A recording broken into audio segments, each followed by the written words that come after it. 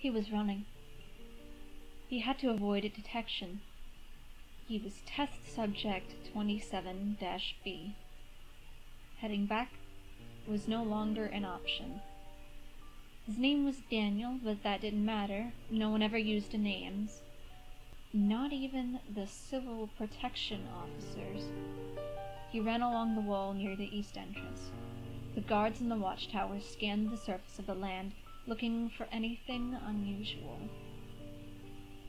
Daniel kept close to the ground. He could smell the green oats that were eye level to him. The sirens went off and he was leaping from his resting place. They must have found the tunnel. He ran quickly and silently, gradually closer to the gate that was populated by civil protection units. If Daniel had to kill, he would. There was no stopping a man that was so near to escaping the vilest of prisons. He was roughly 30 feet away from the guard building. The sun shone on the dusty window pane. He looked around the ground and picked up a small pebble and a fist-sized rock. He crept closer to the small shack at which the guards checked papers for incoming and outgoing vehicles. He tossed the small pebble against a parked car underneath the shade of a pine tree. The low ding sound attracted one of the 3 guards. He crept up to the officer that was hanging out on the side of the shack and raised his rock. Stone collided with bone, and immediately all thoughts in the guard's head ceased. Daniel dragged the guard behind the shack and took out the nightstick, handcuffs, and the 10mm pistol. He peeked around the corner of the shack to find the guards had given up their search of the pebble sound and continued soliciting. There was no time to waste. He knew that patrol cars could ride up any minute. He had practiced with weapons before. It was part of testing. He shuddered. Without hesitation, he pulled out his 10mm handgun and fired a bullet straight through the brain of one of the guards, rather rudely ending the conversation. He then aimed at a gasoline can and made it leak. Daniel took a moment to appreciate the power of a gun. The guard, being extremely frightened and confused due to his inability to find a target, began shooting in random directions until he ran out of ammunition. Daniel pulled the trigger once more, and the officer found himself with a bullet in his kneecap.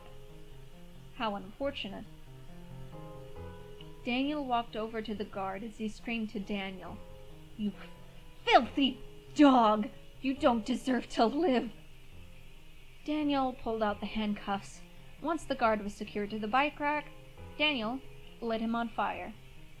Due to the fact that his pant legs were already containing the traces of gasoline, he went up in flames. Daniel fled the scene, sprinting towards the woods. He would be safe in there, away from everything. He strayed far from the road and eventually forgot completely which direction it was in. All the better, Daniel thought. He had never been able to appreciate the wonders of nature, mostly because he had been held captive inside that testing facility all his life. No longer would other test subjects or officers refer to him as Test Subject 27B. He was a free man. He was Daniel. After precariously drinking from a stream, he picked a random direction and followed that. Memories of his tests still flowed through his mind. Supposedly they were just simulations and capability tests, such as blowing up children and shooting elderly people. Training tests designed to desensitize people, but he knew that they were real. The pleas and screams sounded so real. The blood that splashed across his face when he was forced to hack at the limbs off a pregnant woman was real. All the other test subjects just went with it. None of them cared, but Daniel did. He had thought that by escaping the facility he would be able to escape the feeling of being watched, but it didn't work. If anything, he felt like he was under close examination, as though Daniel emancipating himself was part of the plan. Sometimes he would hide behind a tree, or run faster in zigzags, hopelessly trying to avoid watch. He wanted to rid himself of those memories, to start fresh, but he couldn't. He wanted to live a normal life, but the problem was he didn't know what normal really was. He tried to imagine normal after hours of trying, and he gave up. Daniel kept walking, mostly because it rid him of the pain. Suddenly, he stopped. He realized there, in that very thick of the woods, that Daniel had no food. He didn't even know what food looked like, let alone where to find it. He knew how vulnerable he was. It was after midnight, and he was hungry. He didn't know what to do. He ran and ran and ran until he could run no more. He was lost and afraid. He could die out here. What was he thinking? He was clueless. There was no nourishment cubes out here to be eaten. He didn't know what was edible and what wasn't. Then, out of the darkness, he saw it. The wall. Instinctually, he ran towards it, hoping it would provide him with his needs.